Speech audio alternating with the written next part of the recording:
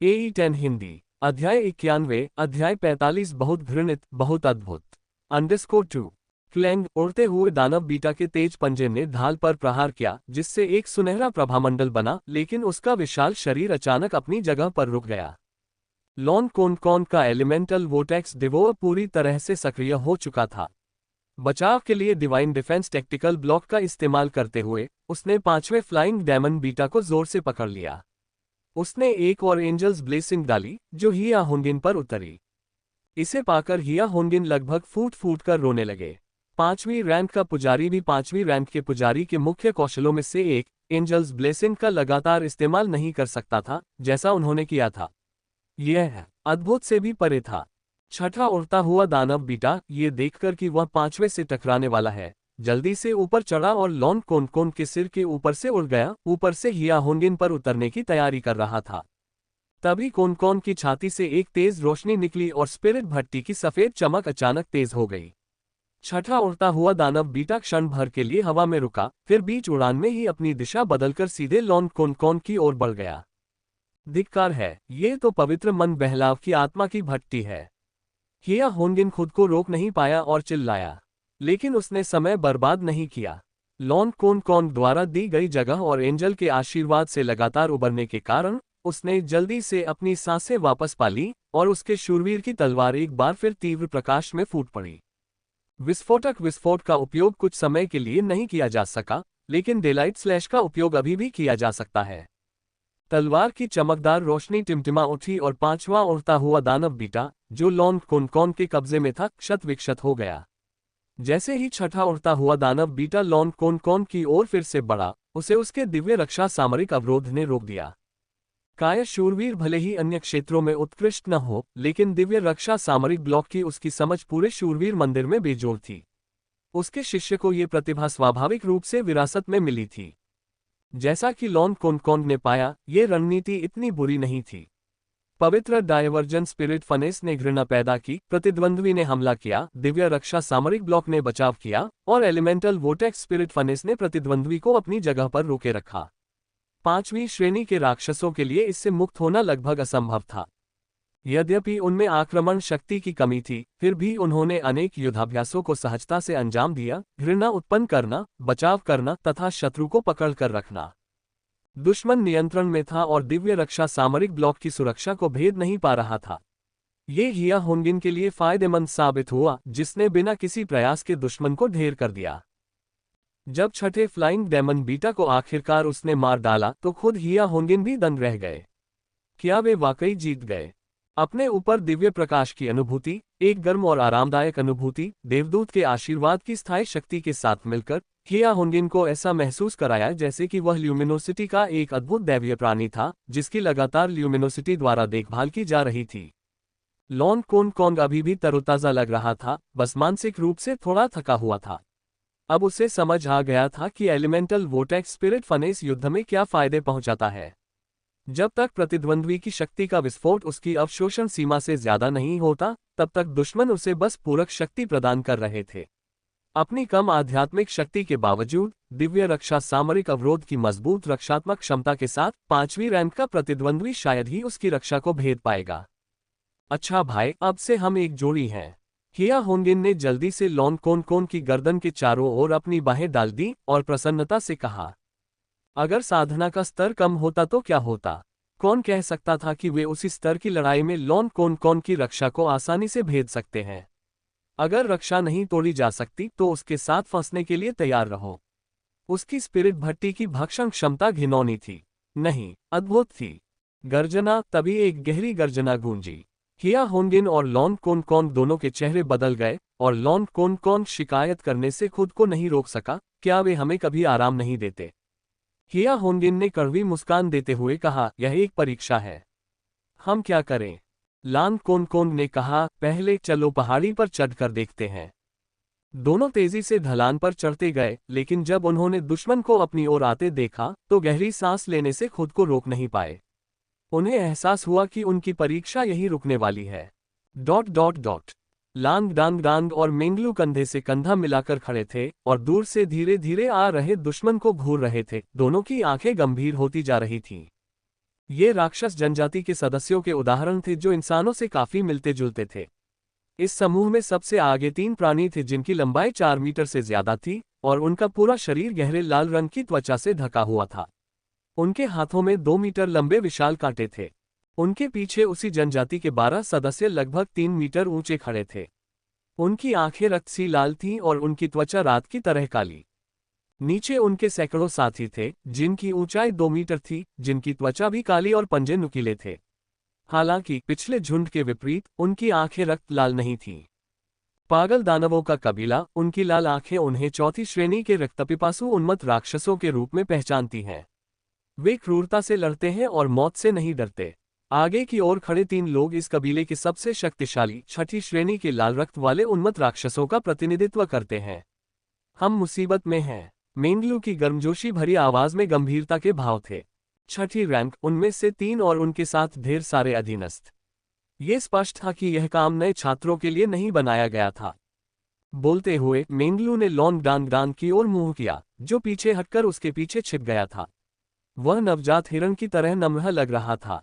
मेंगलू अवाक होकर सोचने लगा, एक शूरवीर होने के नाते क्या तुम्हें खतरे के समय मेरी ढाल नहीं बनना चाहिए? प्रिय चचेरे भाई, तुम्हारे शूरवीर वाली आत्मा कहाँ है? चचेरे भाई, मुझे थोड़ा समय दो, बस 10 गिनती, लॉन्ग डांग ने कहा। मेंगलू अचंभित होकर उसकी ओर देखने लगा और उसे एक अप्रत्याशित झटका लगा। अकेला लॉन्ग डांग 3 हो गया था। हाँ, 3 लंबे डांग दिखने में एक जैसे, बस उनकी पुतलियों में चमक के रंग का अंतर था। बीच वाले डांग की सुनहरी पुतलियां एक चमकदार आभा उत्सर्जित कर रही थीं। बाएं वाले की हरी पुतलियों से वायु गुण वाली आभा निकल रही थी, जबकि दाएं वाले की लाल पुतलियों से अग्निगुण का आभास हो रहा था। तीनों डांग एक साथ अपने मंत्रों का जाप कर रहे थे। प्रत्येक मंत्र जटिल और पेचीदा था। मेंगलू ने चौंक कर पलकें झपकाईं और उन्हें गहरी नजर से देखा। ठीक है, ये कहकर वह आगे बढ़ते हुए पागल राक्षस का सामना करने के लिए मुड़ी। बीच वाले लाल रक्त वाले उन्मत्त दानव ने अपना दाहिना हाथ उठाया और एक भयंकर युद्धघोष किया। प्रतिक्रिया स्वरूप रक्तपिपासु उन्मत्त दानव और सामान्य पागल दानव दहाड़ते हुए दिव्य प्रकाश समूह की ओर बढ़ने लगे। मेंगलू की आंखों में पहले वाली गर्मजोशी की जगह एक शांत भाव आ गया। वह चुपचाप खड़ी रही, फिर भी उसका शांत व्यवहार किसी आने वाले तूफान की तरह अशुभ लग रहा था। उन्मत्त राक्षस पहले ही 50 मीटर के दायरे तक फैली लंबाई पर धावा बोल चुके थे। जादुई छड़ी को जमीन पर जोर से पटकते हुए मेंगलू ने तेज आवाज में पुकारा, शुद्ध करो। श्वेत प्रकाश का एक चक्र तुरंत प्रकट हुआ, जो पंखे के आकार में फैल गया और आगे बढ़ते हुए उन्मत्त राक्षसों और रक्त चूसने वाले उन्मत्त राक्षसों को अपने में समाहित कर लिया। शुद्धिकरण के प्रकाश में दानव कबीले एक धुंधली सफेद चमक से घिर गए। उनकी चमकदार आभा स्पष्ट रूप से फीकी पड़ गई। जहां रक्तपिपासु उन्मत्त दानवों की आभा थोड़ी कम हुई, उनकी आंखों की लालिमा कुछ कम हुई, वहीं दूसरी और तीसरी श्रेणी के आम उन्मत्त दानवों पर चमक शुद्धिकरण के तीव्र प्रभाव का गहरा असर पड़ा। उनकी गति में उल्लेखनीय कमी आई और लड़ने की उनकी इच्छाशक्ति में भारी कमी आई। मेंगलू की छाती से सुनहरी रोशनी चमक उठी। दिव्य हथौड़े की आत्मा की भट्टी एक बार फिर विस्मयकारी चमक के साथ फूट पड़ी और दिव्य हथौड़े का विशाल सुनहरा रूप एक बार फिर हवा में उभर आया। शून्य प्रभाव। एक जोरदार धमाके के साथ एक दिव्य विस्फोट से एक चमकदार शॉकवेव निकलती हुई शांति भंग होती प्रतीत हुई। शुद्धिकरण से पहले से ही प्रभावित साधारण विक्षिप्त राक्षस मानो धीमी गति में जमीन पर गिर पड़े। यहां तक कि चौथे दर्जे के रक्तपिपासु उन्मत्त राक्षस भी, हालांकि कांप रहे थे, फिर भी थोड़ा संयम बनाए रखे हुए थे। 3 लाल रक्त उन्मत्त राक्षसों की तीव्र दहाड़ ने सापेक्षिक शांति को भंग कर दिया। वे बलवान राक्षस भारी पदचाप के साथ आगे बढ़े। मेंगलू के चेहरे पर तनाव छा गया। उसने अपनी छड़ी ऊपर उठाए और एक सुनहरी आकृति हवा में मंडराती हुई दिखाई दी। वह आकृति लगभग 3 मीटर ऊंची थी। उसकी पीठ पर सुनहरे पंखों का एक जोड़ा फैला हुआ था, जो पूरी तरह से प्रकाश तत्वों से बना हुआ प्रतीत हो रहा था। उसका रूप रंग तो स्पष्ट था, लेकिन वह आकृति मेंगलू की लगभग हूबहू प्रतिकृति थी, मानो संघनित प्रकाश तत्वों से बना एक चमकदार जुड़वां। देवदूत शून्य में पहुंचा और उस दिव्य हथौड़े को बाहर निकाला जो अभी अभी हमला करके लुप्त होने की कगार पर था। हथौड़े की चमक वापस लौट आए और एक युद्ध हथौड़े में तब्दील हो गया, जिसे देवदूत ने अपनी हथेली में थाम लिया। देवदूत का आगमन। छठी श्रेणी के पुजारी श्रृंखला के सर्वोच्च स्तर के चमकदार जादू में से एक, ये पुजारी की जादू श्रृंखला के उन कुछ जादुओं में से एक है जिनका उपयोग युद्ध में किया जा सकता है। freewebnovel.com। मेंगलू की क्षमता पहले ही अपनी 5वीं श्रेणी की साधना के साथ 6ठी श्रेणी का जादू करने की क्षमता से असाधारण साबित हो चुकी थी। इसके अलावा उसने अपने जादू को अपनी आत्मा की भट्टी के साथ मिलाकर एक अलग राह पर कदम रखा था, जिससे उतरते हुए देवदूत को दिव्य हथौड़ा चलाने की अनुमति मिल गई थी।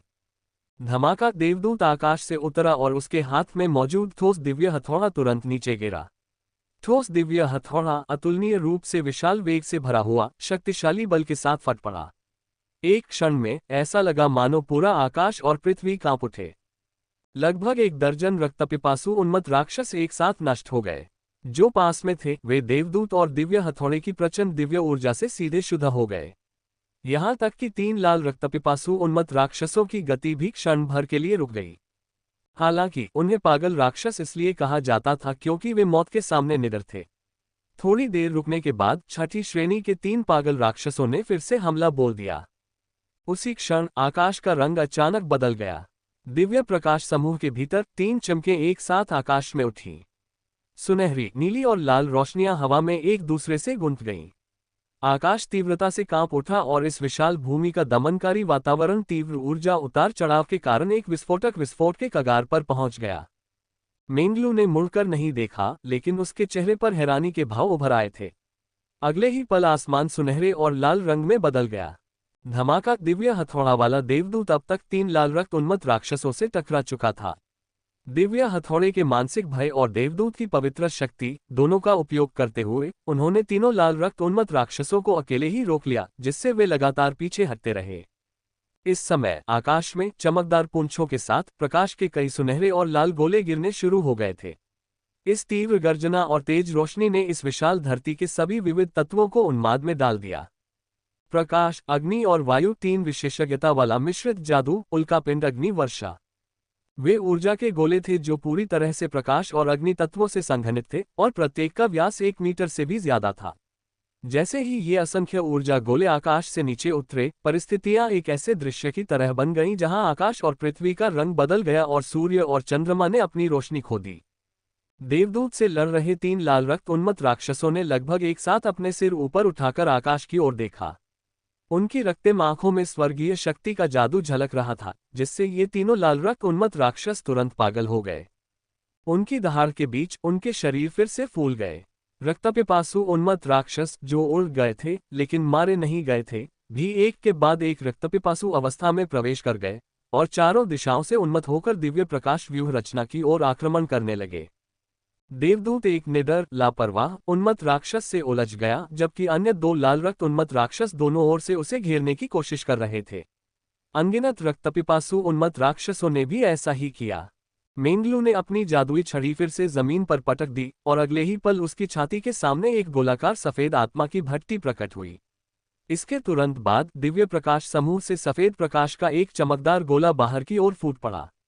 सभी उन्मत्त राक्षस, जिनमें 2 लाल रक्त वाले राक्षस भी शामिल थे, लगभग तुरंत ही नष्ट हो गए और पीछे हट गए। प्रतिकर्षण प्रभामंडल, प्रतिकर्षण भट्टी। एक अर्थ में प्रतिकर्षण भट्टी का प्रभाव संरक्षण शूरवीर की पवित्र विकर्षण आत्मा भट्टी के समान है, और यह अधिक दुर्लभ और मूल्यवान है। बेशक पुजारी मंदिर की दिव्य युवती पर इसके प्रकट होने में कोई आश्चर्य की बात नहीं है। 99 की सहज आध्यात्मिक शक्ति के साथ साधना के लिए इससे अधिक योग्य और क्या हो सकता है। इस समय उल्कापिंड अग्नि वर्षा आ चुकी थी। लोंग डांग डांग अपनी व्यक्तिगत क्षमता में वास्तव में यौगिक जादू नहीं कर पा रहा था, क्योंकि जब उसने अपनी वायु विशेषता को जागृत किया तो उसने पाया कि वायु विशेषता को नियंत्रित करना किसी दूसरी आत्मा को नियंत्रित करने जैसा था। जादू करते समय या तो यह आत्मा प्रकाश विशेषता पर अधिकार कर लेती थी या फिर एक क्लोन में विभाजित हो जाती थी। उसे खुद भी नहीं पता था कि यह क्लोनिंग कैसे हुई। वह इस बारे में काफी देर तक झिझकता रहा, लेकिन आखिरकार उसने ज़ित्यानवू और हाई जीफे को इसके बारे में बताया। लेकिन ये दोनों 9वीं रैंक के शक्तिशाली विशेषज्ञ भी समझ नहीं पाए कि क्या हो रहा है। आज तक किसी ने भी उसकी स्थिति का सामना नहीं किया था। बस इतना ही कहा जा सकता था कि उसमें एक असाधारण प्रतिभा थी और उसमें कोई परिवर्तन आया था। जब वह मंदिर अकादमी में था तो ज़ित्यानवू ने उसे इस क्षमता को छिपाने के लिए कहा था, लेकिन स्पिरिट फनेस अकादमी में आने के बाद छिपाने की कोई जरूरत नहीं रही, क्योंकि क्या यहाँ कोई ऐसी प्रतिभा नहीं थी जो पाई ही न जाती हो। इसके अलावा खुद लॉन्ग डांगडान के विकास के साथ क्लोनिंग की क्षमता उसकी सबसे मजबूत ताकत बन गई थी। एक व्यक्ति का अचानक 2 या यहां तक कि 3 व्यक्ति बन जाना, जिनकी साधना समान हो लेकिन विशेषताएं अलग अलग हो, ये कितना भयावह था। इसलिए उसके क्लोन असली क्लोन थे, न कि मार्शल आर्ट तकनीकों से बनाए गए क्लोन। वह विभाजित और विलीन हो सकता था, लेकिन एक शरीर के रूप में एक साथ कई विशेषताओं का उपयोग नहीं कर सकता था। उन्हें अलग अलग या एक क्लोन द्वारा उपयोग किया जाना था, लेकिन क्लोन द्वारा उपभोग की जाने वाली आध्यात्मिक शक्ति समग्र से थी। दूसरे शब्दों में, उसकी कुल आध्यात्मिक शक्ति, जो लगभग 2000 थी, प्रस्फुटित हो सकती थी, लेकिन अगर वह 3 शरीरों में विभाजित भी हो जाता, तो भी कुल आध्यात्मिक शक्ति लगभग 2000 ही होती, न कि प्रति शरीर 2000। हालांकि यह एक सीमा थी, लेकिन शक्ति के तात्कालिक विस्फोट के संदर्भ में यह उसकी मूल क्षमता से कहीं अधिक थी। जी तियानबू केवल मिश्रित जादू की ही उम्मीद कर सकता था, जबकि हाई जीफेक बेहद उत्साहित था। पार्श्विक बल के लिए इससे अधिक उपयुक्त और क्या हो सकता था। समान श्रेणी के लोगों में जादूगरों की आक्रमण शक्ति सबसे प्रबल होती है, ये बात 6 महान पवित्र मंदिरों द्वारा भी स्वीकार की जाती है। जादूगरों का नुकसान यह है कि वे निकटवर्ती क्षेत्रों में संलग्न नहीं हो सकते और उन्हें जादू तैयार करने के लिए समय चाहिए। लेकिन एक बार जब कोई जादूगर अपना जादू पूरी तरह से कर लेता है, तो उसके पास समान श्रेणी के लोगों में सबसे शक्तिशाली आक्रमण शक्ति होती है। उल्का अग्नि वर्षा एक त्रिविशेषज्ञता मिश्रित जादू लॉन्ग डांगडान के हाथों से डाला गया था, जो लगभग 5वीं श्रेणी तक पहुंच चुका था। इसने उसकी आध्यात्मिक शक्ति के 1000 से ज्यादा अंक लगभग तुरंत ही समाप्त कर दिए। 3 जादुई विधियों के सम्मिलन से उत्पन्न गुणात्मक परिवर्तन ने जादू की मूल सीमा को तोड़ दिया और उसे सीधे 6ठी श्रेणी से आगे बढ़ा दिया। धमाका धमाका धमाका धमाका धमाका। रक्तपिपासु उन्मत्त राक्षसों के शरीर उल्कापिंड अग्निवर्षा द्वारा भस्म हो गए और 3 लाल रक्त वाले उन्मत्त राक्षसों पर भी जोरदार हमला हुआ। उनके शरीर हृष्ट-पुष्ट थे, लेकिन उनके पास आकाश से गिरते उल्कापिंड अग्निवर्षा से बचने का कोई मौका नहीं था और वे उसे सहते ही रह गए। उनके मांसल शरीर बार बार हवा में उछल रहे थे, उनकी त्वचा की परतें झुलस गईं, पिघल गईं और क्षतिग्रस्त हो गईं। बुलाया गया देवदूत सुरक्षा के लिए दिव्य प्रकाश समूह के सामने की ओर चला गया। अब मेंगलू मुड़कर लॉन्ग डांगडांग की ओर देख सकता था। पुनः संयोजित होने के बजाय तीनों लॉन्ग डांगडांग अलग अलग बने रहे, सभी ध्यान मुद्रा में जमीन पर पालथी मारकर बैठे थे तथा दिव्य प्रकाश व्यूह रचना के माध्यम से अपनी नष्ट हुई आध्यात्मिक शक्ति को पुनः प्राप्त कर रहे थे। ये सिर्फ क्लोन बनाने की तकनीक नहीं थी। मेंगलू हैरान थी, उसने पहली बार ऐसी क्लोनिंग देखी थी, ठीक वैसे ही जैसे लॉन्ग डांगडांग ने पहली बार किसी ऐसे व्यक्ति को देखा था जो जादू को आत्मा की भट्टी के साथ मिलाकर दिव्य हथौड़ा चलाने वाला एक देवदूत बना सकता था। लाल रक्त उन्मत्त दानव की उन्मत्त रक्तपिपासा अवस्था लगभग मध्यवर्ती या यहां तक कि 6ठी श्रेणी के उन्नत स्तर तक पहुंच गई थी, लेकिन यौगिक जादू की अथक बमबारी के तहत वह केवल पीछे हट सकता था। उसके शरीर की क्षति की गंभीरता लगातार बिगड़ती जा रही थी और रक्तपिपासा की अवस्था नष्ट हो गई थी। जब तक आसमान का सुनहरा लाल रंग धीरे धीरे फीका पड़ गया, तीनों लाल रक्त से लथपथ उन्मत्त राक्षस जख्मों से छलनी हो चुके थे। वे जमीन पर पड़े थे, हालांकि वे मरे नहीं थे। उनकी लड़ने की शक्ति कम से कम 60 से 70% कम हो गई थी। जैसे ही मेंगलू देवदूत को राक्षसों को काटने देने वाली थी, उसने लॉन्ग डांगडांग की आवाज सुनी, चचेरी बहन थोड़ा रुको, हमें थोड़ा और ठीक होने दो। ये परीक्षा ऐसी होनी चाहिए जो एक चुनौती को पार करने के तुरंत बाद अगली चुनौती शुरू कर दे। उन्हें मारने से पहले चलो अपनी सांसें संभाल लें। मेंगलू का मन बदल गया और उसने सिर हिला दिया। वह भी जमीन पर पालथी मारकर बैठ गई और देवदूत को उन्मत्त राक्षसों पर नजर रखने का निर्देश दिया। जो भी उठने की हिम्मत करता, उसे फिर से गिरा दिया जाता। ... हो हे होंगइन गहरी सांसें लेते हुए सांस लेने के लिए तरस गया। उसकी आंखों के सामने का दृश्य फिर से परिचित जगह पर पहुंच गया था। उसे और लॉन कोन को वापस टेलीपोर्ट कर दिया गया था। दरअसल सिर्फ वे दोनों ही नहीं थे। उस समय अभ्यास स्थल पर पहले से ही कई लोग खड़े थे, जिनमें ज्यादातर युवा छात्र थे। वहां न सिर्फ प्रथम वर्ष के छात्र थे, बल्कि द्वितीय वर्ष के छात्र भी थे, जबकि तुलनात्मक रूप से तृतीय वर्ष के छात्र कम थे। लॉन कोन उससे कहीं बेहतर स्थिति में दिख रहा था और थोड़ा अनिच्छुक भी लग रहा था। अरे, अगर तुम अभी थोड़ी और ताकत दे सकते तो हम 6ठी रैंक वाले को मार सकते थे। हम बस थोड़े से पीछे रह गए। तुम्हारी पवित्र तलवार की विस्फोटक शक्ति में सहनशक्ति की कमी है। मेरे पिताजी ने एक बार कहा था, एक आदमी में सहनशक्ति होनी चाहिए। तुम्हें और मेहनत करने की जरूरत है। हे होंगिन ने आंखें घुमाई, तुम बहुत अच्छे हो। मेरे पुरुष गौरव को ठेस पहुंचाने की हिम्मत मत करना। देखो क्या अब सब लोग बाहर नहीं आ रहे हैं? लगभग। दरअसल इस समय तक प्रथम वर्ष के कम से कम 70% छात्र बाहर आ चुके थे। उन दोनों को मिलाकर नाइट्स क्लास 1 से 10 लोग पहले ही बाहर आ चुके थे। केवल 2 लोग जो अभी तक नहीं लौटे थे वे थे लॉन्ग डांग डांग और म्यू ही। यहाँ तक कि क्लास मॉनिटर जियान म्यू भी पहले ही बाहर आ चुका था। अरे तुम दोनों इतनी देर से क्यों आए? तुमने कौन सा राउंड खेला था? जियान म्यू और नाइट्स क्लास 1 के युवा नाइट्स इकट्ठा हो गए। हे होंगिन ने कहा, लगता है उन राक्षसों को पागल राक्षस कहा गया है। वे बहुत शक्तिशाली थे, 3 छठे दर्जे के पागल राक्षस, साथ ही चौथे और दूसरे दर्जे के कई गुलाम। हम उनसे कैसे लड़ सकते थे? जियान म्यू और उसके सहपाठियों ने एक दूसरे की ओर देखा। वह कौन सा राउंड था? हे होंगिन आश्चर्यचकित हो गए, आप सब वहां तक नहीं पहुंचे। जियान म्यू ने कड़वाहट से मुस्कुराते हुए कहा, मैंने जादूगर कक्षा 1 के एक सहपाठी के साथ जोड़ी बनाई। हमारा सामना 6 उड़ने वाले दानव बीटा से हुआ। कड़ी मशक्कत के बाद हम उनमें से 4 को मारने में कामयाब रहे, लेकिन उसके बाद हम टिक नहीं पाए, इसलिए परीक्षा समाप्त हो गई। चेन हुई ने व्यंग्यात्मक मुस्कान के साथ कहा, जियान तुमने अच्छा किया। हम अदृश्य लड़कर राउंड में हार गए क्योंकि हमारे पास प्रीस्ट आई ऑफ ट्रुथ नहीं था और हम दुश्मन को देख ही नहीं पा रहे थे। हमें लगभग मौत के घाट उतार दिया गया। अगर विस्फोट न होता तो मुझे लगता है कि 3 जेड ग्रीन ड्यूल ब्लेड वाले राक्षस भी मुश्किल में पड़ जाते। शुक्र है कि मेरा समन पार्टनर बहुत ही खूंखार था। उसकी जन्म राशि वाला समन बीस्ट 5वीं रैंक पर पहुंच गया था, इसलिए हम किसी तरह बच निकले। वैसे हेया, तुम और कौन इतने आखिरी राउंड में कैसे पहुंच गए? 6 फ्लाइंग डेमन बीटा के बाद वाला राउंड तुम्हारा था। हे होंगिन ने सिर हिलाया और फिर लॉन कौन की ओर मुड़ा। वह हंसते हुए बोला, यह एक राज है। कौन और मैंने एक अनोखी रणनीति खोजी थी जिससे हमें परीक्षा पास करने में मदद मिली। बेहतर होगा कि हम इस बारे में ज्यादा न सोचें। अब से कौन और मैं एक अटूट टीम बन जाएंगे। आखिरकार हमारे पास 2 अतिरिक्त स्थान तो थे। बोलते समय उसने लॉन कौन के गले में हाथ डाल दिया। उसके चेहरे पर एक बड़ी मुस्कान थी। हालांकि उनकी कक्षा के 2 छात्र अभी तक वापस नहीं आए थे। हे होंगिन और लॉन कौन ने पहली कक्षा के 70% से ज्यादा छात्रों को पीछे छोड़ दिया और अपनी कक्षा में शीर्ष 3 में स्थान प्राप्त किया।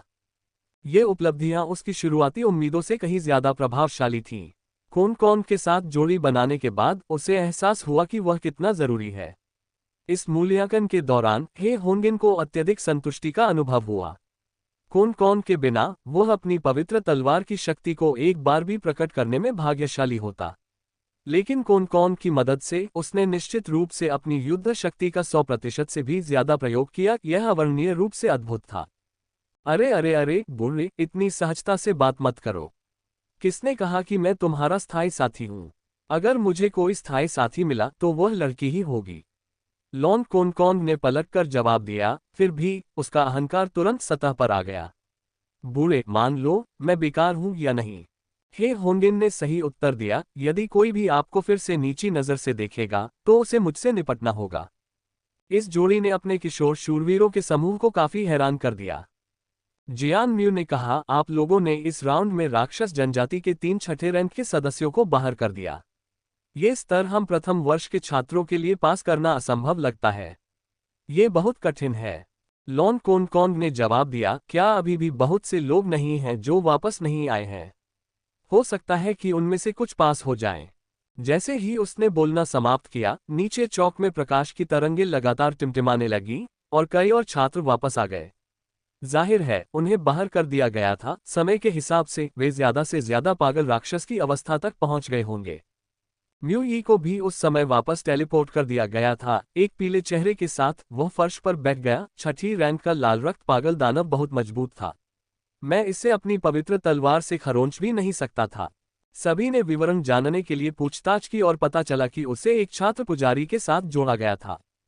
पुजारी की उपचार और पुनर्प्राप्ति क्षमताएं इतनी शक्तिशाली थीं कि उन्होंने उसे खेल में बने रहने में मदद की और सत्य की आंख ने उन्हें अदृश्य लुकर चरण पार करने में मदद की। वे 6 उड़ते हुए दानव बीटा को अलग अलग विचलित करने और मारने में भी कामयाब रहे।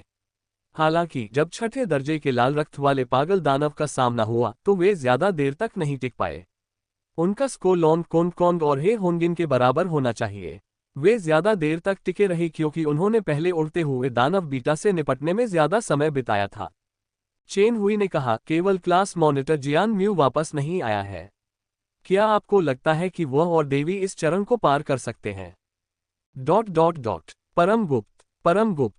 जब लांग डांग और मिंगलू ने अपना ध्यान समाप्त कर लिया और अपनी अधिकांश आध्यात्मिक शक्ति पुनः प्राप्त कर ली और एंजल का आगमन अपनी सीमा तक पहुंच गया और 3 लाल रक्त उन्मत्त राक्षसों को मारने के बाद स्वर्ग और पृथ्वी में विलीन हो गया, तो उन दोनों ने एक साथ बात की। चचेरे भाई बहनों ने एक दूसरे को देखा और मुस्कुराने लगे। हालांकि लॉन्ग डांग जल्दी ही गंभीर हो गया। चचेरे भाई, मुझे लगता है कि हमें और अधिक संवाद करने की जरूरत है। अभी वो लड़ाई बहुत बेकार थी। बेशक राज रखने का मतलब था अपनी अपनी क्षमताओं को एक दूसरे से छिपाना। चाहे वो दिव्य हथौड़ा देने वाला देवदूत हो या 3 क्लोन जादुओं का संगम, दोनों ही निस्संदेह दोनों व्यक्तियों के लिए तुरुप के पत्ते थे। बर्बादी इस बात का संकेत थी कि उनकी क्षमताएं, जिनका अभी अभी उपयोग किया गया था, लाल रक्त वाले निडर दानव के विरुद्ध कुछ हद तक जरूरत से ज्यादा इस्तेमाल की गईं। दिव्य हथौड़ा देने वाला देवदूत लगभग 6ठे दर्जे पर पहुंच गया था, इसलिए अगर लॉन्ग डांग ने जादू न किया होता बल्कि अपने शूरवीर की युद्ध क्षमताओं का इस्तेमाल किया होता या और भी बुनियादी जादू का इस्तेमाल किया होता, तो वे उसे बिना किसी ज्यादा जोखिम के मार गिराने के लिए पर्याप्त होते। लाल रक्त वाले निडर दानव की आध्यात्मिक शक्ति प्रबल नहीं थी, खासकर जब उसे दिव्य हथौड़े से नियंत्रित किया जाता, और वह अपनी पूरी शक्ति का प्रयोग बिल्कुल नहीं कर पाता था। हालांकि अंत में दोनों व्यक्तियों ने बहुत ही थकाऊ और अंतिम चालें चली। हालांकि उनकी आध्यात्मिक शक्ति अभी बहाल हो सकती थी, लेकिन उसे तुरंत फिर से भरना संभव नहीं था। यही बर्बादी की परिभाषा थी। वजह साफ थी, उनमें सामंजस्य का अभाव था। यदि उनमें सामंजस्य नहीं होता तो वे सहयोग नहीं कर सकते थे और समग्रता अपने भागों के योग से बड़ी नहीं होती थी। मेंगलू ने लॉन्ग डांग को आधे मुस्कुराते हुए देखा और कहा, चचेरे भाई, आप अपने चचेरे भाई से और क्या छिपा रहे हैं? आपको पहले मुझे बताना चाहिए ताकि हम अच्छे से सहयोग कर सकें। लॉन्ग डांग ने थोड़ा मुस्कुराते हुए कहा, पहले महिलाएं, चचेरी बहन, आपके बाद। तुम्हें अब केवल अपने सज्जनतापूर्ण व्यवहार ही याद है। मेंगलू ने उसे तिरस्कार भरी नजर से देखा। उस पल उनके चेहरे एक साथ बदल गए, उनकी नजरें एक ही दिशा में केंद्रित हो गईं। एक लंबा चौड़ा हट्टा कट्टा व्यक्ति वहां था। इस बार केवल एक ही था, लेकिन चूंकि केवल एक ही था इसलिए लॉन्ग डांग और मेंगलू और भी घबरा गए। एक ही प्रतिद्वंद्वी की ताकत निश्चित रूप से ज्यादा मजबूत होती। ये राक्षस इंसान जैसा दिख रहा था, 5 मीटर से ज्यादा लंबा, जिसके सिर पर 2 लंबे घुमावदार सींग थे। उसका शरीर मांसल था, उसका ऊपरी शरीर नंगा था जिससे उसकी काली मांसपेशियां दिखाई दे रही थीं। उसने अपने हाथ में 3 मीटर लंबा एस्टोक पकड़ा हुआ था और हर कदम के साथ उसकी गति बढ़ती जा रही थी। दुष्ट दानव जनजाति, महान दुष्ट दानव, सर्वोच्च 6ठा पद। उस क्षण मेंगलू की सामान्य कोमल आवाज और गहरी हो गई। 6ठी रैंक पर लॉन्ग डांग ने राहत की सांस ली। उन्होंने अभी अभी 6ठी रैंक के 3 लाल रक्त वाले बेस राक्षसों को मारा था, इसलिए 6ठी रैंक के एक राक्षस से निपटना आसान होगा। यह एक जैसा नहीं है। दुष्ट दानव जनजाति दर्जनों दानव जनजातियों में 4थे स्थान पर है और यहां तक कि शीर्ष 3 में प्रवेश करने की क्षमता भी रखती है। वे दानवों की सबसे शक्तिशाली प्रजातियों में से एक हैं। एक समय 4था स्तंभ दानव उनका सगा संबंधी था। हालांकि वे भी 6ठी रैंक के हैं, उनकी ताकत साधारण 6ठी रैंक के राक्षसों से बहुत भिन्न है, जैसे हम साधारण 5वीं रैंक के नहीं हैं। एक दानव प्रतिभा। लॉन्ग डांग तुरंत समझ गया, चचेरे भाई, हमें इससे कैसे लड़ना चाहिए। दुष्ट दानव जनजाति में जादू के प्रति प्रबल प्रतिरोध है और यहां तक कि प्रकाश से जुड़े जादू के प्रति भी प्रबल प्रतिरोध प्रदर्शित होता है। जादू से हमला करना उचित नहीं है। तुम नेतृत्व करो, मैं तुम्हारा साथ दूंगा। तुम मुझसे सीधे सामना करने की उम्मीद तो नहीं करोगे, है ना? मेंगलू ने धीरे से कहा। लॉन्ग डांग ने उसकी तरफ देखा और पाया कि यह चचेरी बहन वाकई बहुत जिद्दी थी। आखिर कौन था जो दिव्य हथौड़ा लिए एक देवदूत के रूप में उतरा था? क्या मैं इसे हरा सकता हूं? लॉन्ग डांग ने असहाय होकर पूछा। चलो कोशिश करते हैं, मैं तुम्हें प्रोत्साहित करूंगा, मेंगलू ने मुस्कुराते हुए कहा। ठीक है चचेरे भाई। बिना किसी और बात के लॉन्ग डांग उस महान दुष्ट दानव की ओर बढ़ गया। एक लड़का होने के नाते वह किसी लड़की को, खासकर किसी पुजारी को, नेतृत्व करने नहीं दे सकता था। वह समझ गया था कि मेंगलू उसका तुरुप का पत्ता देखने का इंतजार कर रहा था। डांग डांग, मैं तुम्हें याद दिलाना चाहता हूं कि इस मूल्यांकन में प्रथम आने वाले को एक महत्वपूर्ण अवसर मिलेगा। हमें मिलकर इस अवसर के लिए प्रयास करना होगा। मेंगलू की आवाज उसके पीछे से आई। लॉन्ग डांग डांग के कदम थोड़े रुके। क्या कोई बड़ा मौका था? पुजारी मंदिर की देवी होने के नाते उसकी चचेरी बहन निश्चित रूप से उससे ज्यादा जानती थी। उसकी बातों से लग रहा था कि यह आकलन उतना आसान नहीं था जितना उसने सोचा था। इसके अलावा इस समय चमकदार सुनहरी और सफेद रोशनी लगातार लॉन्ग डांग डांग पर पड़ रही थी। दिव्य प्रकाश, साहस का प्रभामंडल और दीप्ति आशीर्वाद, तीन सहायक जादुई मंत्र लगभग एक साथ अवतरित हुए। लॉन्ग डांग डांग ने तुरंत महसूस किया कि उसके भीतर प्रकाश तत्व उमड़ने लगा है और उसकी आध्यात्मिक शक्ति में उल्लेखनीय वृद्धि हुई।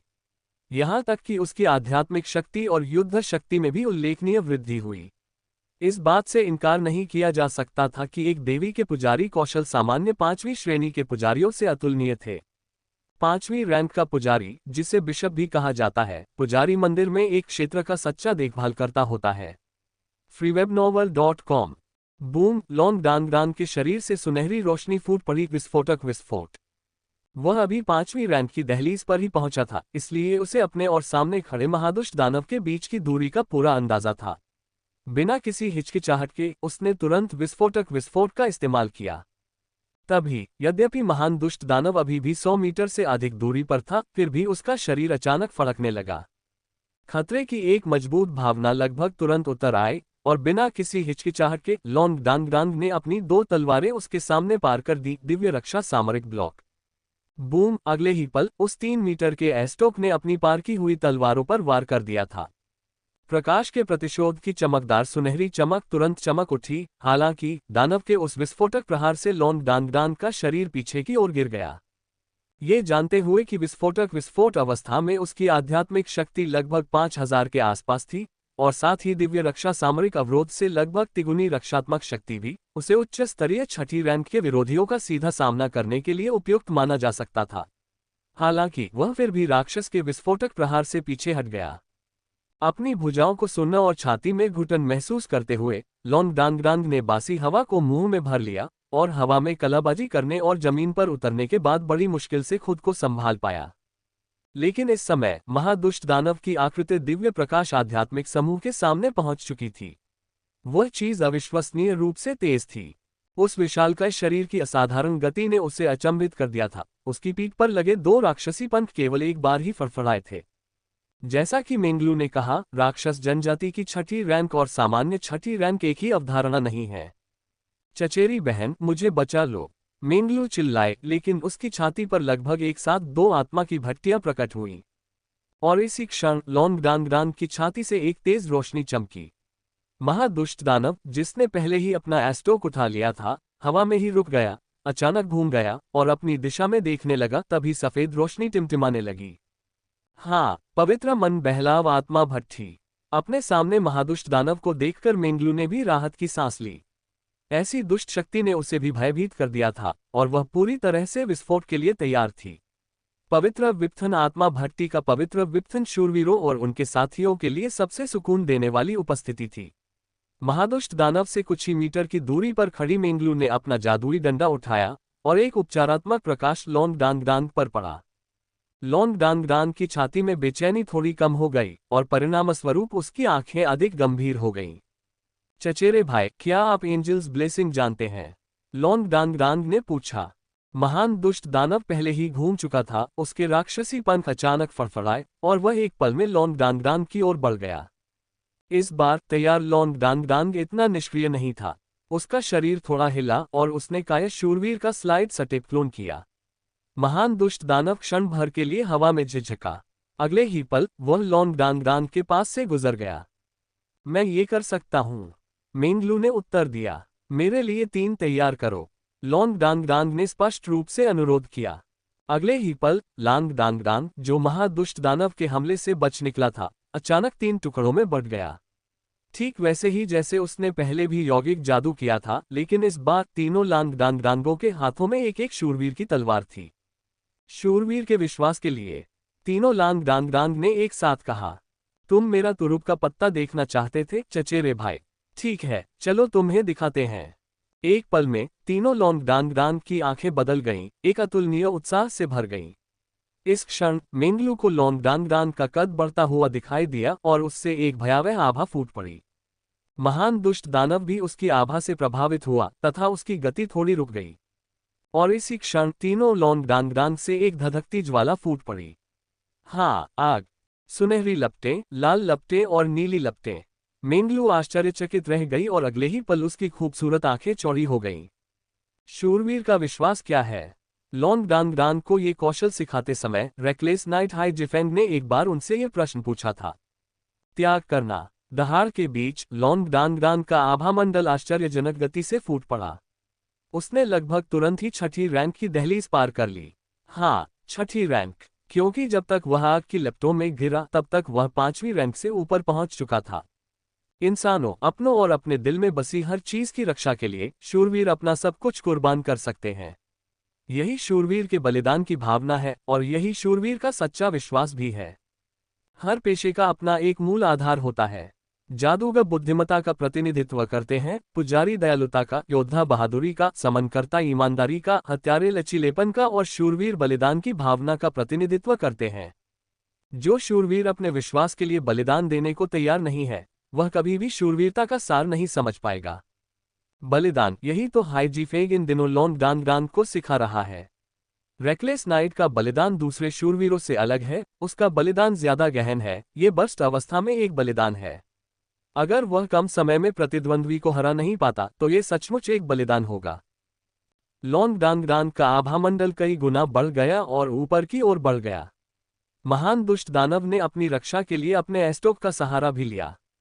अगले ही पल 3 डांगडांग लगभग एक साथ हवा में उछल पड़े। उनकी आकृतियां हवा में लगभग एक दूसरे के ऊपर चढ़ गईं और तलवारों की एक भयंकर रोशनी आसमान की ओर उठ रही थी। जैसे ही तलवार की रोशनी बुझी, मेंगलू ने ये भी देखा कि तीनों डांगडांगों द्वारा पकड़ी गई शूरवीरों की तलवारें सचमुच पिघल रही थीं। इतनी प्रबल आध्यात्मिक शक्ति का सामना इस साधारण शूरवीर की तलवार नहीं कर सकती थी। लेकिन तलवारों की 3 चमकदार रोशनियां आकाश और पृथ्वी को रोशन कर रही थीं। मेंगलू तेजी से मंत्र पढ़ रही थी। उसके मन में बस यही ख्याल था कि रेकलेस नाइट के एक शिष्य के तौर पर वह ढीठ है और थोड़ा सुंदर भी। लोंगडांगडांग की छवि उसकी आंखों में अविश्वसनीय रूप से ऊंची हो गई, जिससे उसे सुरक्षा की एक अवर्णनीय भावना महसूस हुई और उसके मुंह के कोने ऊपर की ओर मुड़ गए। तलवारों की चमकदार रोशनी हवा में एकाकार हो गई। देवी के आशीर्वाद से सुनहरी तलवार की रोशनी सबसे ज्यादा चमकदार थी, लेकिन बाकी 2 तलवारों की रोशनी भी उतनी ही चमकदार थी। तीनों पवित्र तलवारें हवा में एक दूसरे पर चढ़ गईं और एक झटके में गिर गईं। हाँ, यही थी रेकलेस नाइट की लड़ने की शैली। बेखौफ लड़ो, या तो विरोधी को मार डालो या खुद मर जाओ। एक कदम परिणाम तय करता है। महादुष्ट दानव स्पष्ट रूप से ऐसे प्रतिद्वंद्वी का सामना करने के लिए तैयार नहीं था। उसके शरीर से एक बैंगनी काली रोशनी फूट पड़ी। जाहिर है, उसके पास विस्फोट करने का अपना कौशल भी था। एस्टोक ऊपर की ओर झटका खाकर अपने विशाल शरीर को सहारा देते हुए भयंकर रूप से फट गया। बूम! उनकी टक्कर के केंद्र में एक भयानक विस्फोट हुआ। उसकी चकाचौंध भरी रोशनी ने मेंगलू को आंखें सिकोड़ने और कान ढकने पर मजबूर कर दिया। जमीन कांप रही थी, हवा कांप रही थी। उसने हवा के फटने से पैदा हो रही निर्वात दरारों को भी धुंधले ढंग से देखा। जैसे जैसे रोशनी धीरे धीरे कमजोर होती गई, एक आकृति बेकाबू होकर आसमान से नीचे गिरी। ये लोंगडांगडांग था, जिसे उड़ा दिया गया था। इस समय उसके 3 शरीर एक हो चुके थे और ऐसा लग रहा था जैसे उसका शरीर पूरी तरह से नियंत्रण खो चुका हो। मेंगलू ने देर करने की हिम्मत नहीं की। एक चमकदार सुनहरी रोशनी फैली और एक सुनहरे देवदूत की आकृति हवा में प्रकट हुई, जिसने गिरते हुए लोंगडांगडांग को पकड़ लिया और उसके बेहद कमजोर शरीर में तेजी से उपचार और प्रकाशमय शक्ति का संचार कर दिया। बलिदान ऐसा था, एक बार इस कौशल का इस्तेमाल करने पर यह सब कुछ जला देता, एक साथ विस्फोट हो जाता। विस्फोट का इस्तेमाल तो दूर की बात है। अगर लोंगडांगडांग मरता भी नहीं तो भी वह बुरी तरह घायल हो जाता। इस समय ऐसा लग रहा था कि वह पूरी तरह से कोमा में चला गया है। जैसे ही देवदूत के आशीर्वाद की शक्ति उसके शरीर में प्रवाहित हुई, वह तीव्र गति से अवशोषित हो गई, मानो किसी ब्लैक होल में प्रवेश कर गई हो। फिर भी लोंगडांगडांग की हालत में सुधार के कोई संकेत नहीं दिखे। दूसरा देवदूत का आशीर्वाद लगभग तुरंत ही जारी हुआ, जो लांग डांग डांग पर गिरा और उसके शरीर को भी दिव्य प्रकाश सरणी संरचना में वापस लाया। हालांकि मेंगलू की नजर पहले ही महादुष्ट दानव पर जा चुकी थी। लॉन्ग डांग डांग नहीं मरेगा, ये तो एक परीक्षा थी। अगर उसकी जान सचमुच खतरे में होती तो बुद्धि आत्मा भट्टी हस्तक्षेप करके परीक्षा रोक देती और उसे ठीक कर देती।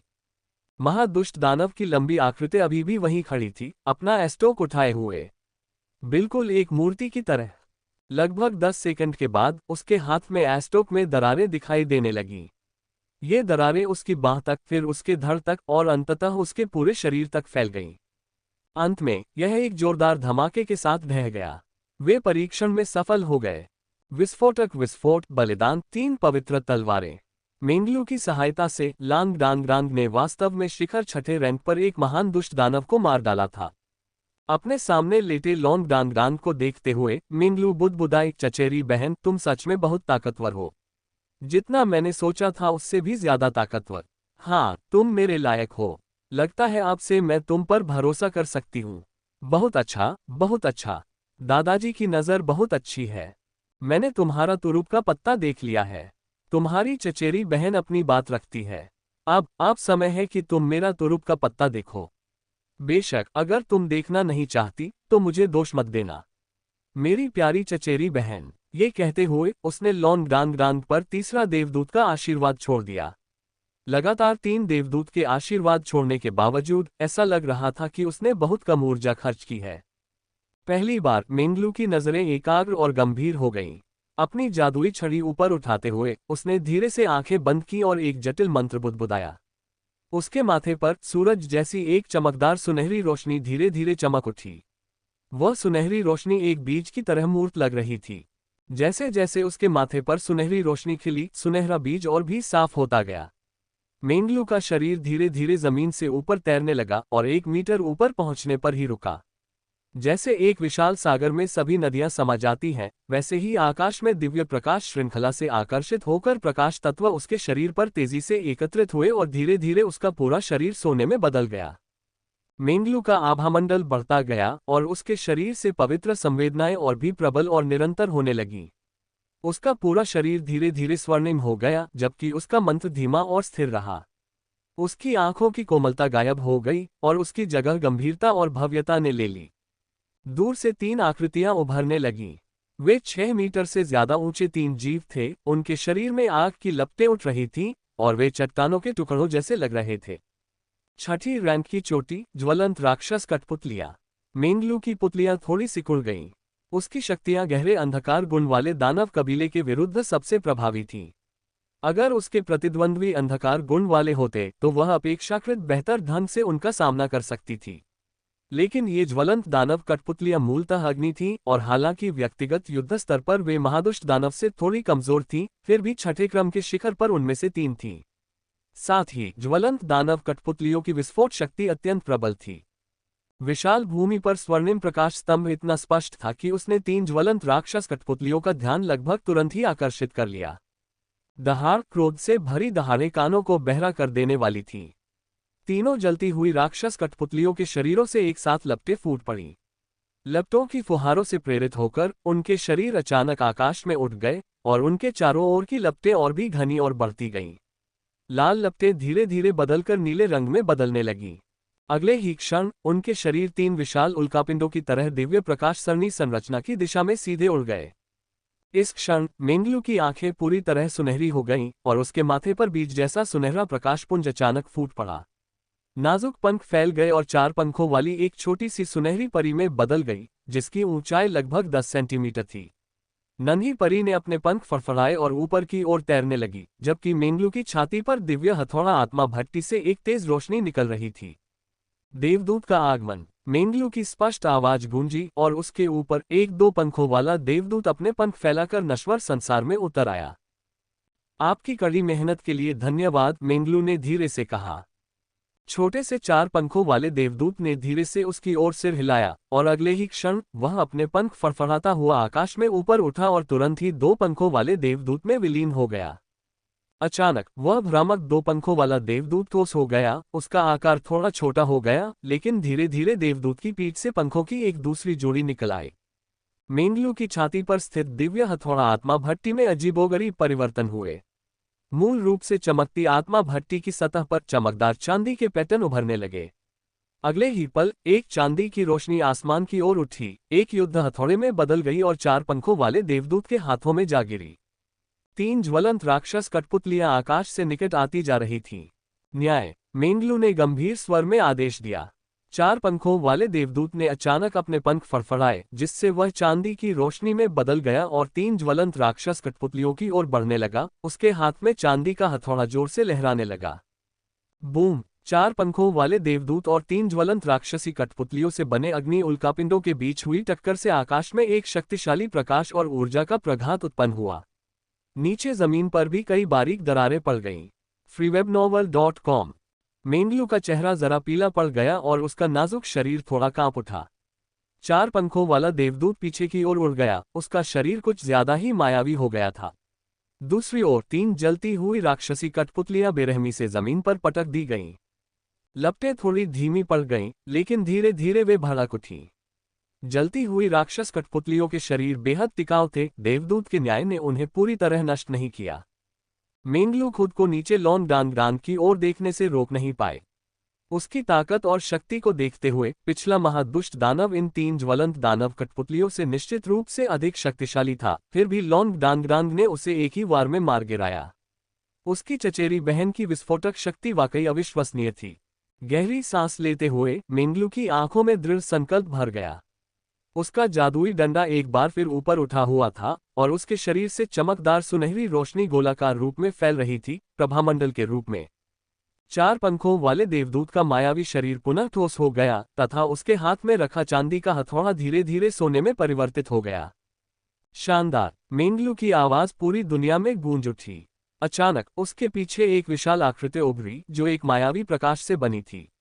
उसकी आकृतियां स्पष्ट रूप से दिखाई नहीं दे रही थीं, लेकिन मेंगलू का आभामंडल फिर से उभर आया।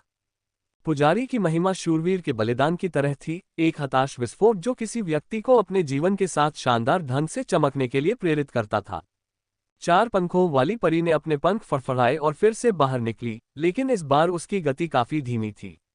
मेंगलू का चेहरा भी पीला पड़ता गया। परी पर इतना नियंत्रण उसके लिए जाहिर तौर पर एक बड़ा बोझ था।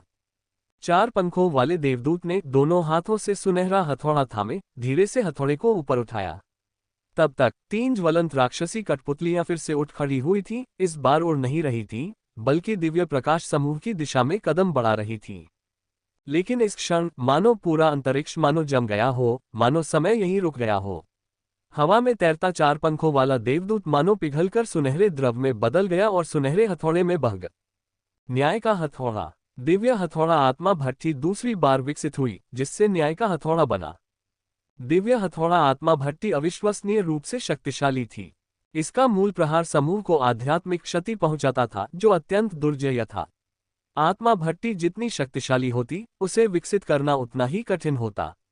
वास्तव में मेंगलू अपनी आत्मा भट्टी विकसित नहीं कर पाई थी। फिर भी उसने प्रकाश गुण के प्रति अपने असाधारण लगाव, अपने माथे पर स्थित छोटे 4 पंखों वाले देवदूत की शक्ति, देवदूत के आगमन की शक्ति और अपने वैभव का उपयोग करके इन शक्तियों को मिलाकर दिव्य हथौड़े को न्याय के उन्नत हथौड़े के रूप में सशक्त रूप से उन्नत किया।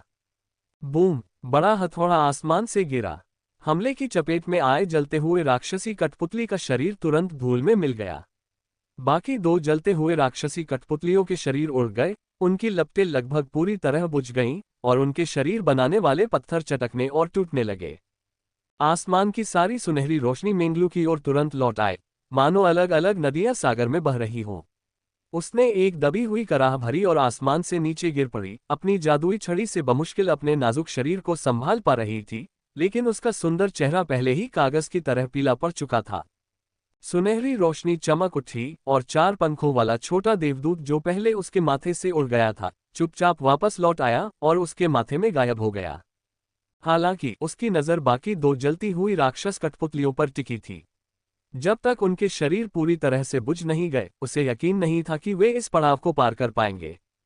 तभी मेंगलू का चेहरा अचानक बदल गया, क्योंकि वह ये देखकर चौंक गई थी कि न्याय के हथौड़े से नष्ट हुई 2 ज्वलंत राक्षसी कठपुतलियां एक दूसरे को आकर्षित कर रही थीं।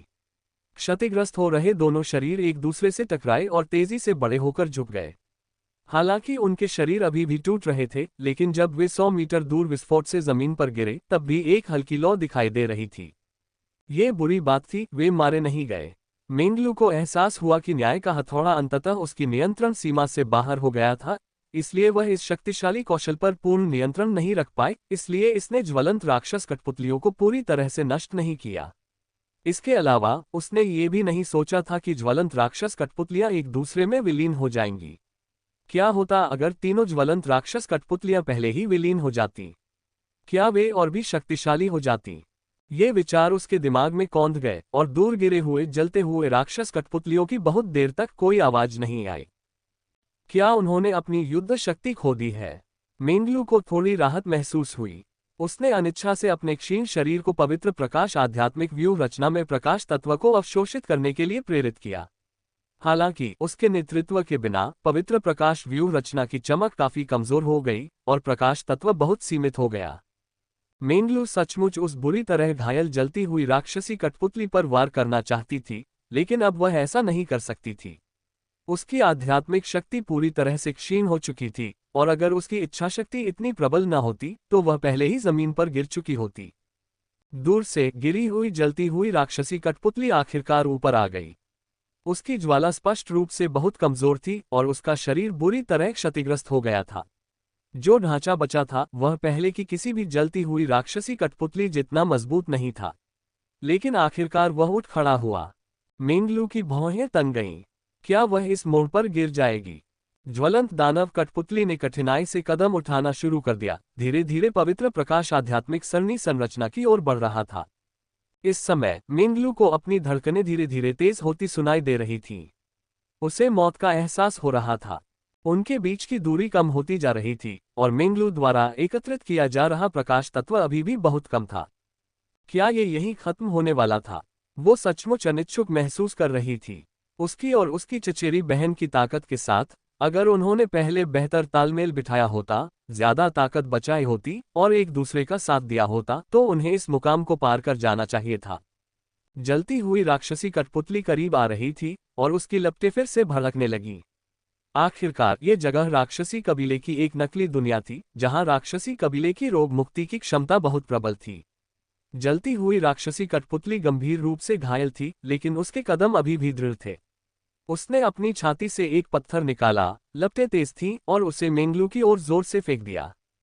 मेंगलू ने अपने दांत पीस लिए, जादुई छड़ी को जमीन में गाड़ दिया और एक हल्की ढाल ऊपर उठ गई, जिसने उसे और उसके भीतर मौजूद लोंग डांग की रक्षा की। धमाका, पत्थर तो हट गया, लेकिन मेंगलू के मुंह से एक कराह निकली। प्रकाश कवच बस एक सेकंड ही टिका, फिर टूट गया। मेंगलू का शरीर कांप उठा और वह एक घुटने पर गिर पड़ी। ज्वलंत दानव कठपुतली उनसे केवल 20 मीटर की दूरी पर थी। उसने अचानक पत्थर का एक और टुकड़ा उठाया, उस पर भयंकर आग लगाई और उसे फिर से फेंक दिया। सब खत्म हो गया। मेंगलू का दिमाग खाली था और वह आदतन अपनी जादुई शक्ति को फिर से सक्रिय कर सकती थी, एक कमजोर प्रकाश ढाल जारी कर सकती थी। धमाका, ढाल टूटकर प्रकाश की वर्षा में बदल गई और पत्थर उसकी आंखों के सामने बड़ा हो गया।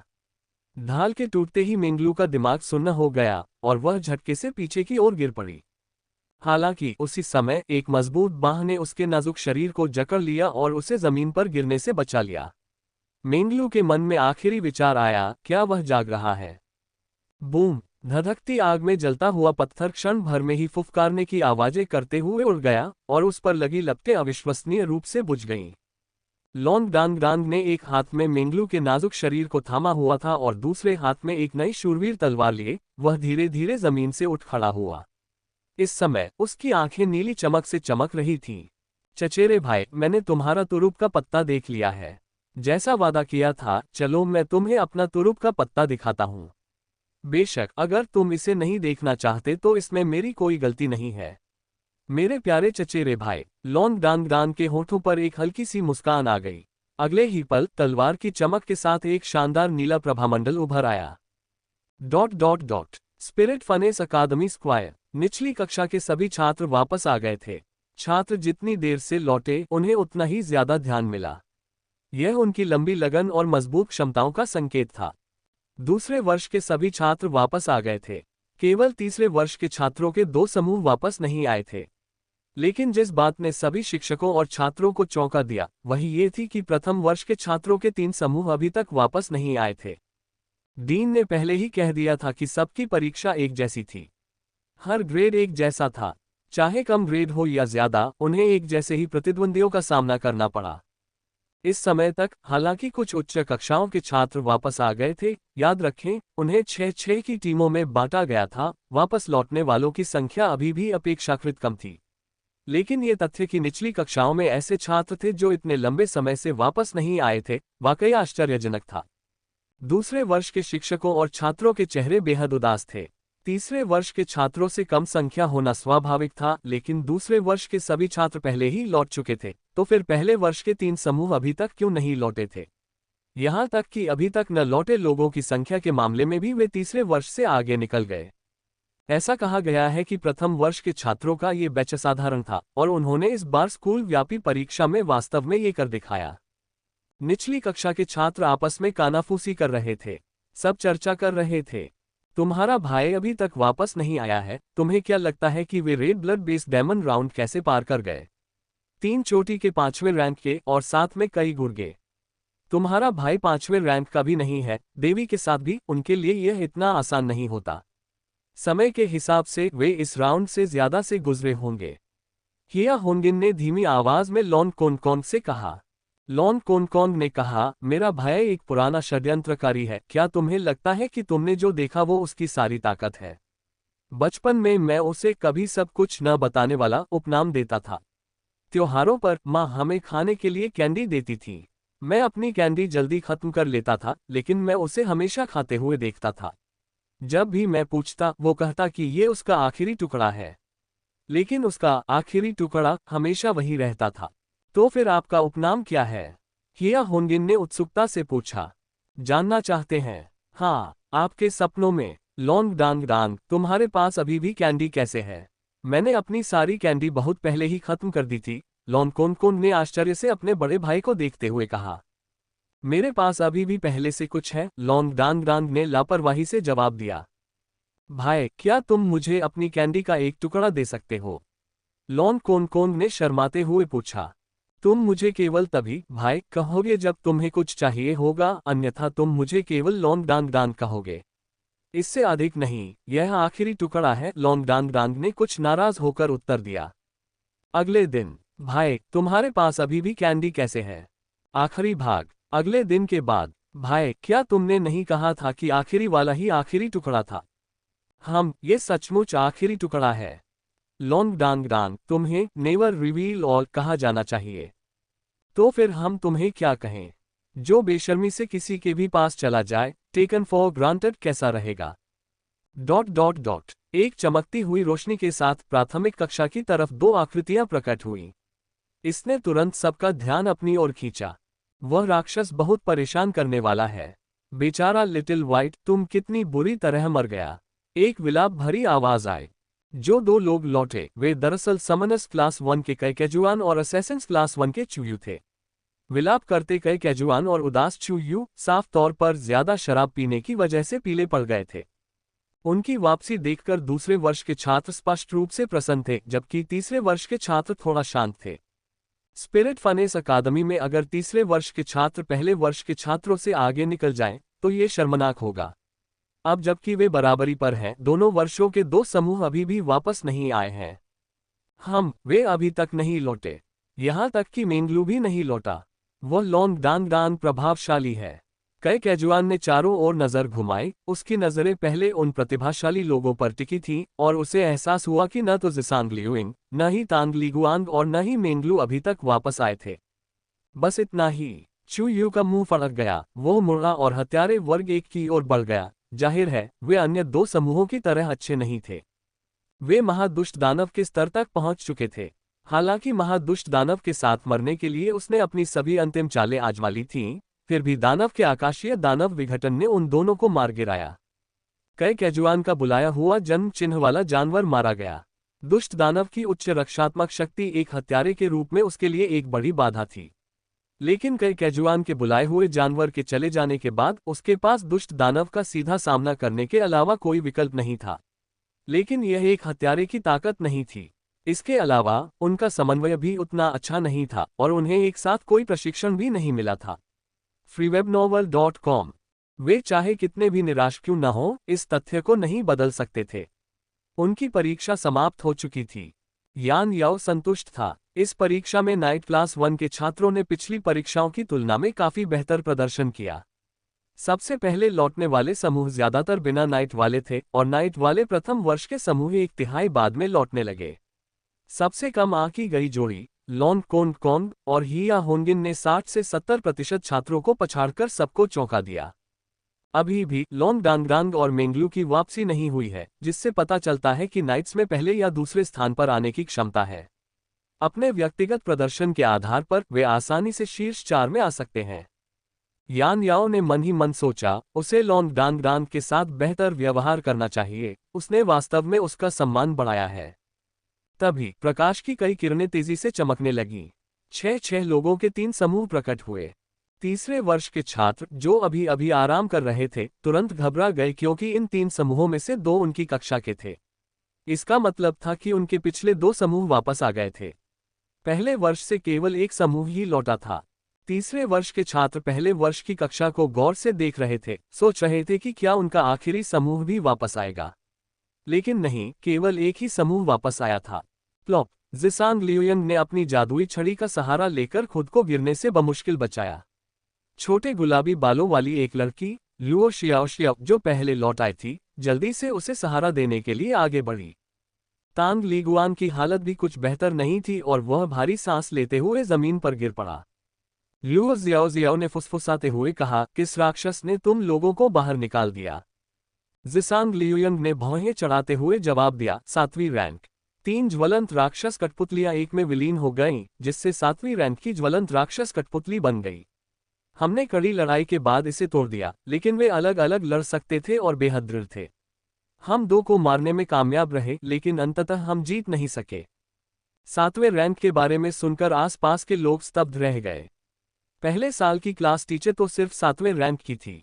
फिर भी जिसांग लियुइंग और तांग लीगुआंग ने उसे पीछे धकेल दिया। इससे पता चलता है कि वे कितने मजबूत थे। तीसरे वर्ष की कक्षा के 2 समूह, जो अभी अभी लौटे थे, ने भी पहले वर्ष की कक्षा की ओर मुंह किया। उनके चेहरे पर उलझन थी। उनका भी सामना उस जलती हुई राक्षसी कठपुतली से हुआ। उसकी अप्रत्याशित युद्ध शैली पहले ही 7वीं रैंक पार कर चुकी थी, जिससे मुकाबला करना उनके लिए मुश्किल था। मेंगलू अभी तक वापस नहीं आया है। लुओ जियाओ ने जिसांग लियुइंग के कान में फुसफुसाया। ये सुनकर जिसांग लियुइंग का चेहरा थोड़ा बदल गया। उसने अपनी नजरें इधर उधर घुमाईं और सच तो ये था कि उसे दिव्य कन्या मेंगलू का रूप नजर नहीं आया। वह चौंक गई, ये कैसे संभव था? उसे लगा कि पहले साल में तांग लीगुआन के साथ उसकी जोड़ी सबसे मजबूत थी और 7वीं रैंक की ज्वलंत राक्षसी कठपुतली से निपटना वाकई मुश्किल था। तो फिर वे बाहर कैसे हो गए, लेकिन बाकी 2 नहीं? क्या वह लॉन्ग डांग वाकई इतना मजबूत था? जिसांग लियुइंग ने अपने होठों को एक साथ दबाया। तांग लीगुआंग ने भी इस स्थिति को नोटिस किया था और उसकी भौहें गहरी सोच में डूब गई थीं। शूरवीरों, वीर। तभी शूरवीर वर्ग 1 की ओर से जयकार की आवाज आई। इसमें कोई शक नहीं कि आखिरी बार लौटे लॉन्ग डांग और मेंगलू की जोड़ी इस मूल्यांकन में विजेता रही। नाइट्स क्लास 1 के लिए ये परिणाम अभूतपूर्व था, जिसने आखिरकार उन्हें सिर ऊंचा करके खेलने का एक कारण दे दिया। आज तक निचले ग्रेड से केवल एक समूह ही उपस्थित हुआ था।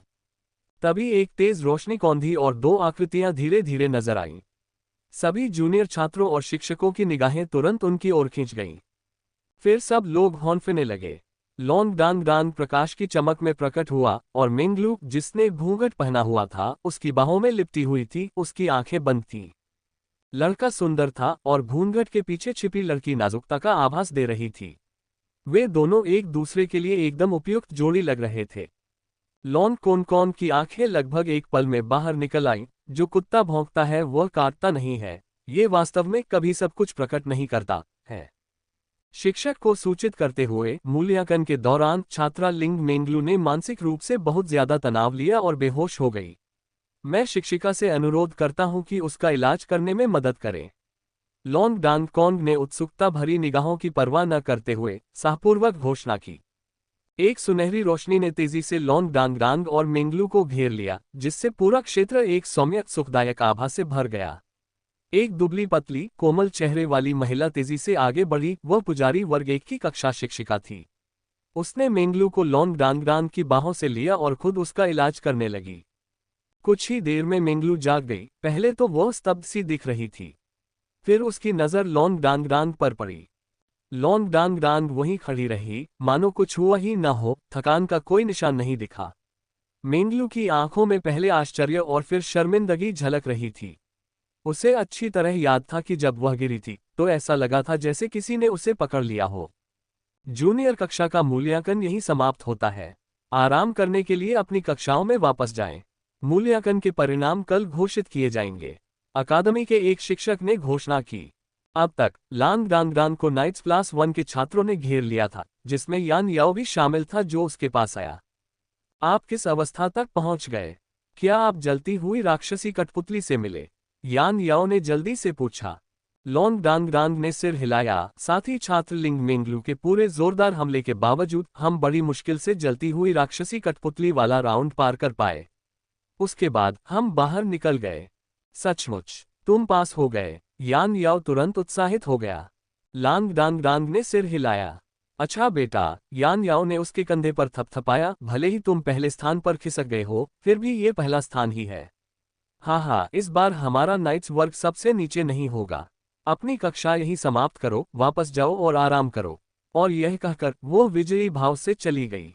अगले ही पल लांग डांगडांग अपने साथियों से घिर गया, जिनमें से अधिकांश मूल्यांकन के बारे में पूछताछ कर रहे थे। लॉन्ग डांगडांग ने बस मुस्कुराते हुए कहा कि यह लिंग मेंगलू की बेहतरीन क्षमताओं और उसके समर्थन की वजह से हुआ। जब मेंगलू ने उस ज्वलंत राक्षसी कठपुतली को हराने के लिए अपना आखिरी हमला किया, तो वे मुश्किल से उस दौर को पार कर पाए। जब वह ये कह रहा था, तब भी बहुत से लोगों की निगाहें दूर से उस पर टिकी हुई थीं। जिसांग लियुइन भौहें सिकोड़े हुए लॉन्ग डांगडांग को देख रही थी, उसकी सारी बातें सुन रही थी। लेकिन सिर्फ वही लोग जानते होंगे जिन्होंने उस ज्वलंत राक्षसी कठपुतली का सामना किया था, कि वह कितना दुर्जय दुश्मन था। सिर्फ लिंग मेंगलू ही अकेला था। याद रखें कि उस अवस्था से पहले उनका सामना महादुष्ट राक्षस से हुआ था। जब उनका सामना महादुष्ट दानव से हुआ, तो उसने और तांग लीगुआंग ने कोई कसर नहीं छोड़ी और अपनी सारी शक्ति को मिलाकर उसे मुश्किल से हरा पाने के लिए अपनी शक्ति का बहुत अधिक उपयोग किया।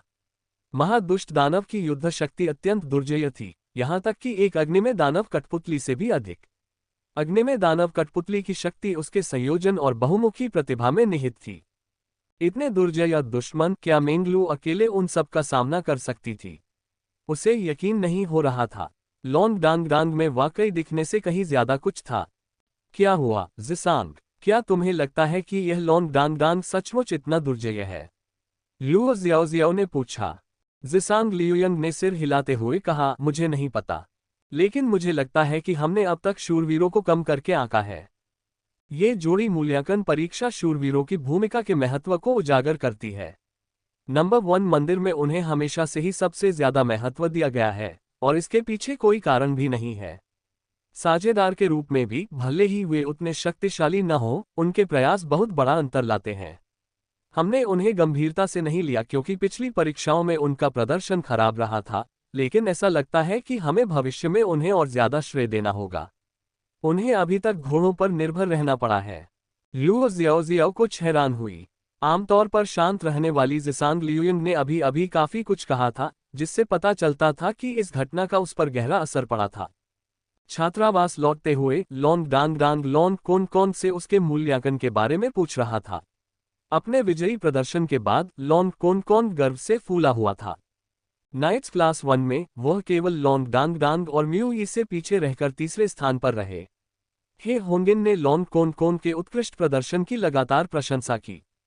शायद आपको पता न हो, लेकिन हालांकि कोनकोन हमला नहीं करता, फिर भी उसकी युद्ध चेतना बेहतरीन है। जब भी मैं अपनी सीमा तक पहुंचता हूं, वह दुश्मन को रोकने के लिए हमेशा सबसे उपयुक्त जगह पर आ जाता है। साथ ही वह मुझे लगातार उबरने में मदद भी करता है। क्या आप यकीन कर सकते हैं? वह एक शूरवीर, एंजल्स ब्लेसिंग और आई ऑफ ट्रुथ दोनों को बुला सकता है। इन दो कौशलों के बिना हम शायद अदृश्य लड़कर चुनौती को पार नहीं कर पाते। कोनकोन के सहयोग से मैंने 3 बार पवित्र तलवार का इस्तेमाल किया और उसके संचालन में महारत हासिल कर ली। लॉन्ग कोनकोन ने गर्व से कहा, अब से मुझे चार्जिंग जेम कहना। लॉन्ग डांग डांग, क्या तुम आश्वस्त हो? भले ही तुम प्रथम आए, लेकिन तुमने आसान रास्ता अपनाकर सफलता प्राप्त की। मैंने अपनी असली क्षमताओं से सफलता प्राप्त की। लॉन्ग डांग डांग ने सिर हिलाया और कहा, ऐसा लगता है कि आपने इस अवधि के दौरान महत्वपूर्ण प्रगति की है। शाबाश। बिल्कुल। उसकी प्रशंसा से लॉन्ग कोन कोन का उत्साह और भी बढ़ गया। लॉन्ग डांग डांग ने आगे कहा, लगता है हमारे पिछले आग्रह का मनचाहा असर हुआ है। तो चलिए इसे जारी रखते हैं। आप चौथे स्थान पर पहुंच गए हैं, है ना? आइए जल्द से जल्द 5वें स्थान पर पहुंचने का लक्ष्य रखें। जैसे ही हम वापस आएंगे, हम तुरंत इस पर काम शुरू कर देंगे। टीचर ने कहा था कि वापस आने के बाद हमें आराम करना चाहिए। क्या तुम्हें आराम का मतलब समझ नहीं आता? लॉन्ग कोन कोन तुरंत भड़क गया। आप पूरे वर्ष के छात्रों में कल्टीवेशन लेवल में अंतिम स्थान पर हैं और आप आराम की मांग करने की हिम्मत करते हैं। हिम्मत रखो नौजवान, लॉन्ग डांग डांग ने व्यंग्यात्मक लहजे में कहा। आधा घंटा बीत गया। तो ये तुम्हारा चार्जिंग रत्न है, क्या यही है? जैसे ही लॉन्ग डांग डांग ने लॉन्ग कोन कोन से हस्तांतरित आध्यात्मिक शक्ति को आत्मसात किया और उसके द्वारा छोड़े गए देवदूत के आशीर्वाद का आनंद लिया, उसके चेहरे पर एक उपहासपूर्ण मुस्कान आ गई। यह मेरी क्या गलती है? यहाँ कोई ऐसा नहीं है जिससे मैं शक्ति प्राप्त कर सकूं। युद्ध में मैं दानवों के समूह से शक्ति प्राप्त कर सकता हूँ। और तुम्हारे शरीर में क्या समस्या है? यह अथाह गड्ढा जैसा क्यों लग रहा है? घर लौटने के बाद लॉन्ग डांग डांग ने लॉन्ग कोन कोन को देवदूत के आशीर्वाद का उपयोग करने और अपनी आध्यात्मिक शक्ति को उसे ठीक करने के लिए निर्देशित करने को कहा। हालांकि उनका शरीर एक ब्लैक होल की तरह लग रहा था, मानो कोई भी आध्यात्मिक शक्ति उसे भर नहीं सकती। क्या आपने नहीं कहा था कि आपके पास असीमित शक्ति के लिए चार्जिंग जेम है? ऐसा लगता है कि आपके पास उतना नहीं है जितना आपने दावा किया था। इस पर काम करते रहें। उच्च ग्रेड की परीक्षा दोपहर तक जारी रही और अंततः समाप्त हो गई। पुजारी वर्ग 1 की प्रधानाध्यापिका जियान किनकियो एक अलग छात्रावास भवन में पहुंची। उन्होंने हल्के से दरवाजा खटखटाया। ये छात्रावास स्पिरिट फनेस अकादमी की झील के किनारे स्थित था। झील के ऊपर से दूर से टेम्पल अकादमी का मुख्य कॉलेज साफ दिखाई देता था। चमचमाता पानी कभी कभी मछलियों के आने जाने से अशांत हो जाता था। जब दरवाजा खुला तो एक युवा लड़की का आकर्षक चेहरा सामने आया। मेंगलू ने जियान किनकियो की बाह पर अपनी बाहें डाल दी। मेरे सबसे सुंदर शिक्षक कैसा रहा? जियान किनकियो ने हल्की सी मुस्कान दी, उसके साथ छात्रावास में कदम रखा और उनके पीछे दरवाजा बंद करते हुए मुस्कुराते हुए कहा, यह पक्का है तुम दोनों अपनी कक्षा में अव्वल हो। जिसांग लियुइंग और तांग लीगुआंग दूसरे स्थान पर आए। उन्होंने परीक्षा के उस चरण में 2 ज्वलंत राक्षस कठपुतलियों को मार गिराया था। मेंगलू की आंखें चमक उठी। तो आप कह रहे हैं हम उस चरण से गुजर चुके हैं?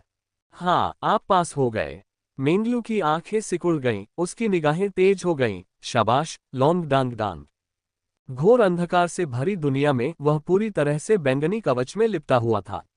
जैसे ही वह प्रकट हुआ, आकाश जगमगा उठा, क्योंकि आकाश में एक चांद और जुड़ गया था। बैंगनी कवच पर पड़ती चांदनी उसे और भी भव्य बना रही थी। मानव या राक्षस जनजाति ... रात हो चुकी थी और लॉन्ग डांग डांग मन ही मन आकलन के दृश्यों को याद कर रहा था। उस आदमी के प्रकट होने के बाद उनका आकलन समाप्त हो गया था।